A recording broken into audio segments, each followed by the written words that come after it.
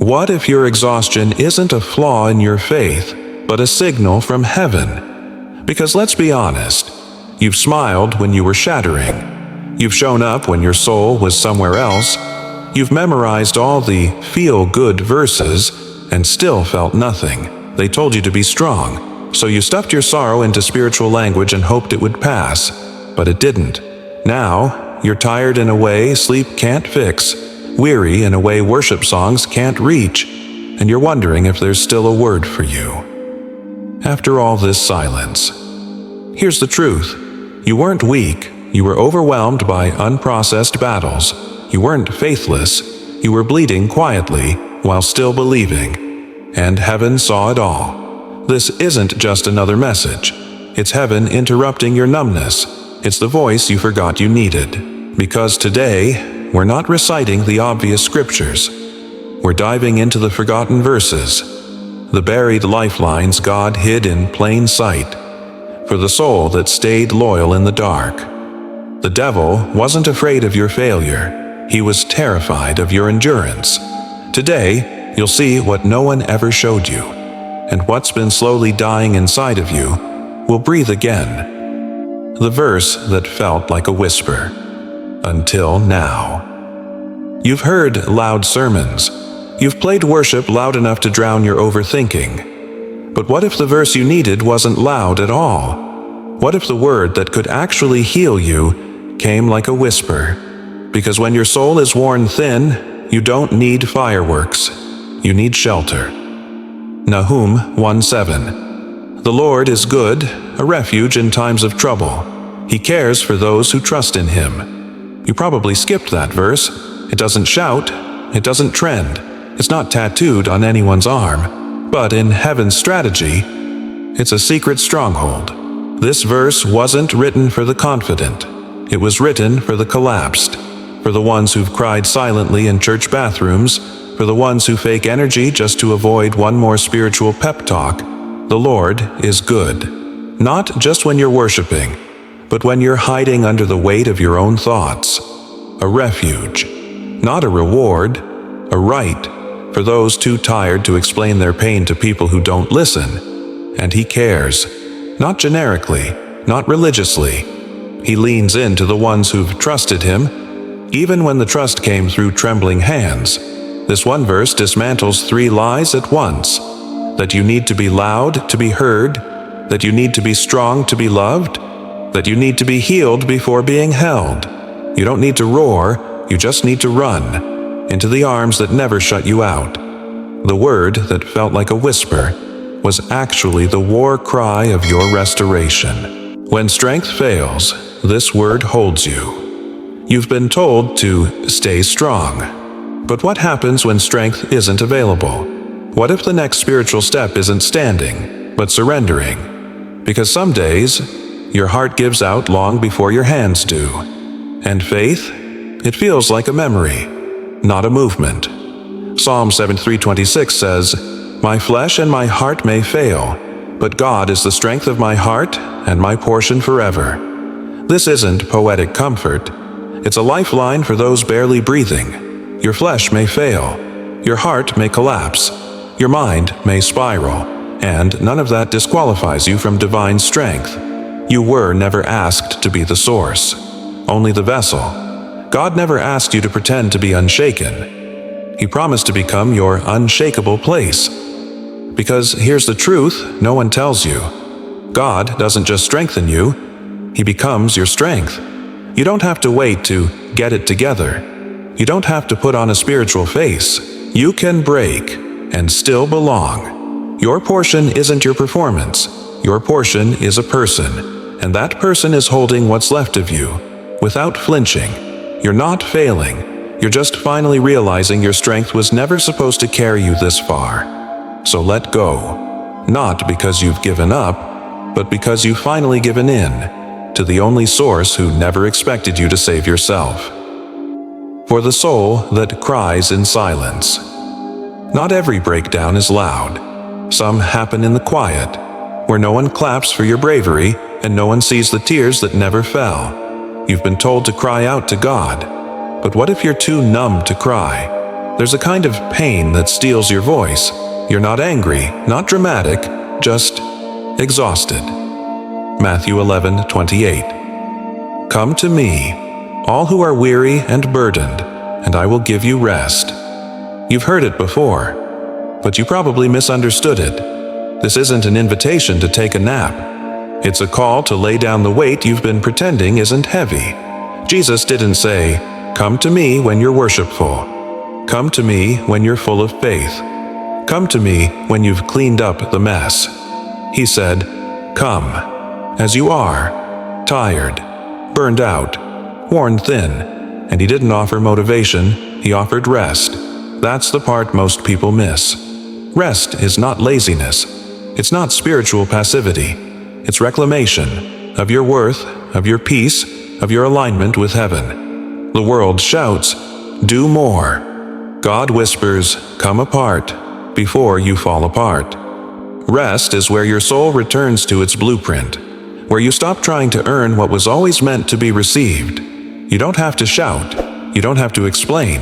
You don't even have to feel ready. You just have to come, and let the weight fall where it was always meant to, at His feet, not on your back. When hope is a struggle, this verse breathes for you. Some days, hope feels like betrayal. You believed before, you waited, you prayed, and nothing changed. So now, hope isn't a comfort, it's a reminder of what didn't work. You don't want to be cynical, but trusting again? It feels like too much to ask. And yet, even in your hesitation, God already knew. Isaiah 42:3 says, "A bruised reed He will not break, and a smoldering wick He will not snuff out." Read that again, slowly. God is not in the business of discarding the damaged. You may feel fragile, but fragility is not failure. The bruised reed is still a reed. The smoldering wick still holds fire. God doesn't toss aside what's almost out. He draws closer, because what you call barely hanging on, He calls worth reviving. He doesn't shame the flicker, He fans it. He doesn't silence the groan, He translates it. You thought you had to fake strength. But what if all He needed was the part of you that hadn't given up yet? Not the roar, not the certainty, just the flicker, just the ember. Here's the shock. Hope isn't something you carry. It's something that carries you. Even when you're too tired to believe, He believes for you. You're not abandoned. You're attended to by the only one who sees bruises as beauty and flickers as future flames. He remembers even when you forget. There are moments you forget who you are, not because you're rebellious, but because life got loud and heaven got quiet. You didn't mean to drift, you just got tired. And slowly, your prayers turned into sighs. Your faith turned into memory. Your joy, a photograph of who you used to be. But even in the forgetting, God didn't. 2 Timothy 2:13 says, "If we are faithless, He remains faithful, for He cannot deny Himself." That's not just a comfort, it's a verdict from the throne room. Your inconsistency doesn't revoke His covenant. Your silence doesn't cancel His steadfastness. Even when you've let go, He's still holding. Because here's the reality no one taught you. God's loyalty to you isn't based on your loyalty to Him. It's based on His nature, and He never changes. That means you can come back without explanation. You can return without shame. You can rest in the arms you thought you forfeited. He doesn't need your spiritual resume. He already wrote your name in blood. You forgot the song? He still remembers the melody. You walked away? He walked beside you. You buried your calling? He never stopped whispering it. And that faith you think is gone? It's just buried, not dead. Even now, something inside you is stirring, not from willpower, but from a deeper remembering that you're still His. You were never disqualified. You were just disoriented. But He was never confused about you. A new song in a dry season. There are seasons where nothing blooms. Not your plans, not your passion, not your prayers. You show up, but something inside stays silent. You speak faith, but it feels hollow. You wait on God, but the days blur into dust. And in that desert, you start to wonder, has heaven forgotten how to reign? But listen closely. Habakkuk 3:17 and 18 says, "Though the fig tree does not bud, and there are no grapes on the vines, yet I will rejoice in the Lord. I will be joyful in God my Savior." This isn't delusion, it's defiance. It's the kind of faith that doesn't wait for proof to praise. Because here's the revelation: joy is not a response to fruit. It's a rebellion against famine. God isn't just looking for worship in abundance.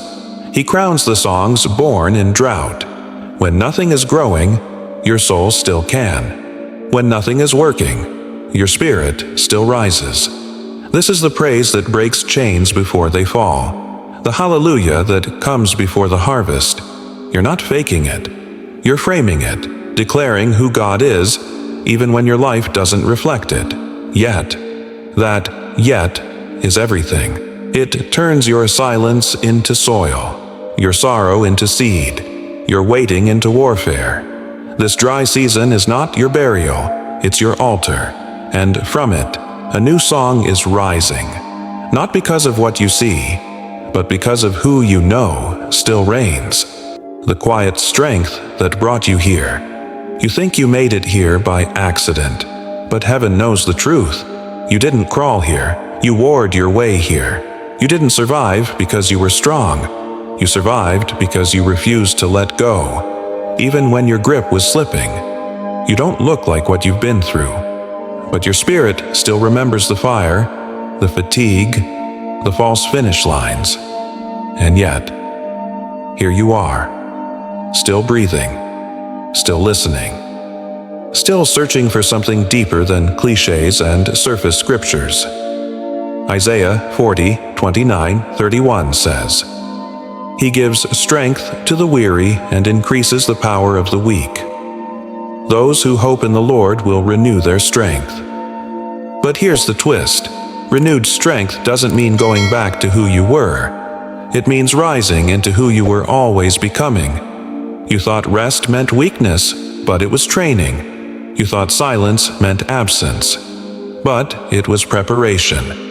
God was building a quiet strength in you, the kind the enemy can't predict, the kind that doesn't perform. It endures. You weren't falling behind. You were being rebuilt. You weren't forgotten. You were being formed. Now that strength is surfacing, not as adrenaline, but as anchored trust. You're not just surviving anymore.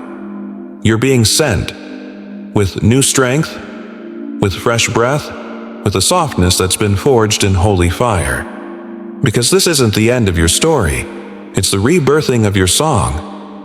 You thought you needed to be louder, stronger, better. But what heaven wanted was the real you, bruised, burdened, but still breathing. Now you see it. You were never too broken. You were just misdiagnosed. What you called weakness was unseen warfare. What you thought was distance was divine shelter. What felt like silence was actually heaven's preparation for your new sound. And now, something in you has shifted. Not from hype, but from holy remembering. You're not trying to prove your worth anymore. You're finally standing on it. So here's the truth you carry now. Healing won't come from hiding. It comes from handing it all back to God. Every weight, every weariness, every whisper of, "I'm done." Because in that surrender, strength is born. If this wrecked your spirit and whispered life back into your soul, comment, "God, I receive my peace." And if you're ready to keep hearing what heaven is whispering, subscribe. Not to a channel, but to a new season of divine alignment. Your rest has been prophesied. Now, walk in it.